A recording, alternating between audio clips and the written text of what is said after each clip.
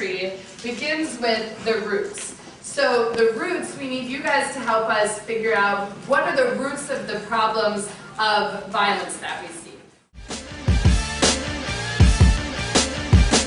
And the institutions that claim to be helping us solve these problems, like school authorities and the prison and police systems, are not, clearly they're not ending these problems, they're not fixing them.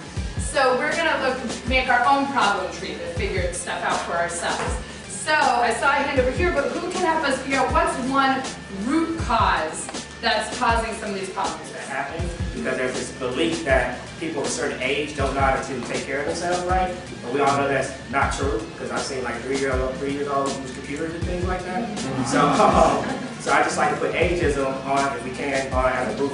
I was going to just put it as young people's oppression, and something that sort of goes with that is the criminalization of young people.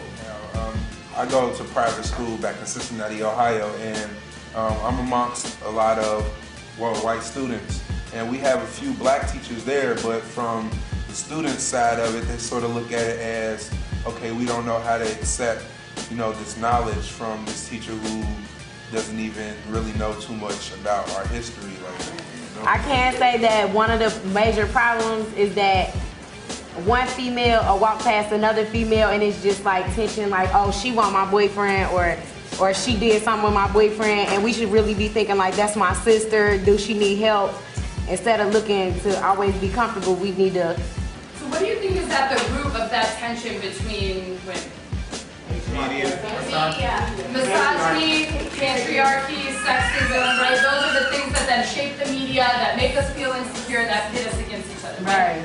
So there's patriarchy, and it encourages this competition, and so under gender, so it'd be a green leaf, you would write the example you just read, right? Or kids dropping out because they're being disrespected by their teachers would be under schools, right?